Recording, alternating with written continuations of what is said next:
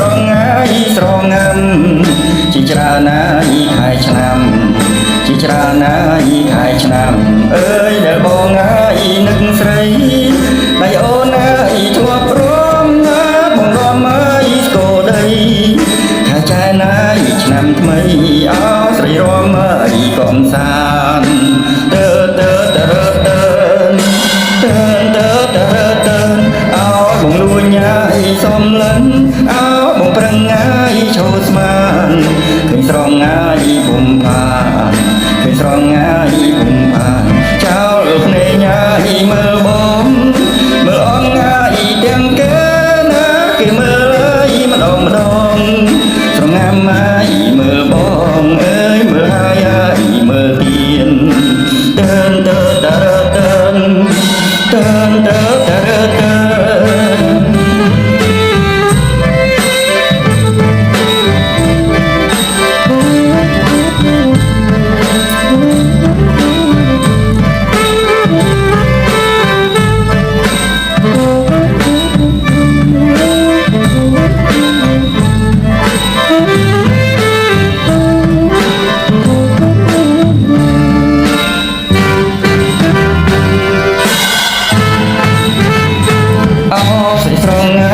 ស្រងំអោស្រីស្រងហើយស្រងំជាច្រើនហើយខែឆ្នាំជាច្រើនហើយខែឆ្នាំអើយដែលបងហើយនឹកស្រីដៃអូនហើយធ្លាប់រំអោបងនាំហើយស្គរដីខែចែនហើយឆ្នាំថ្មីអើយស្រីរំកំសាន្តទៅទៅទៅទៅទៅទៅទៅអោបងលួញហើយសំលិនអើបងប្រឹងហើយឈោស្មានឃើញស្រងហើយពុំបានឃើញស្រងហើយពុំបានចោលភ្នែកហើយមើលបងមើលអងហើយទាំងគេណាគេមើលហើយម្ដងម្ដង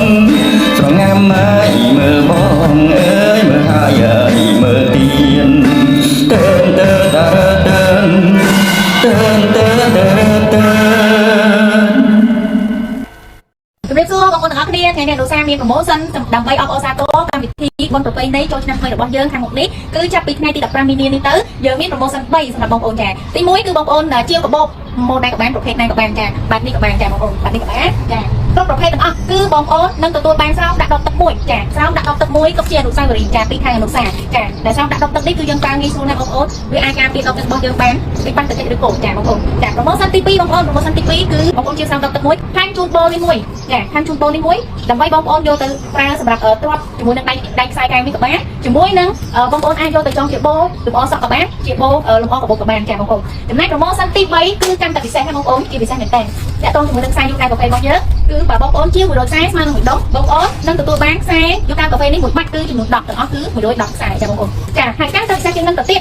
បើបងប្អូនជាវ10ដុំស្មើនឹង1000ខ្សែយើងថែមជូនខ្សែយូកាកាហ្វេនេះ1ដុំស្មើនឹង100ខ្សែហើយនឹងហ្វ្រីសេវាដឹកជញ្ជូនជូនបងប្អូនគ្រប់ខេត្តក្រុងទាំងអស់ចាអរគុណ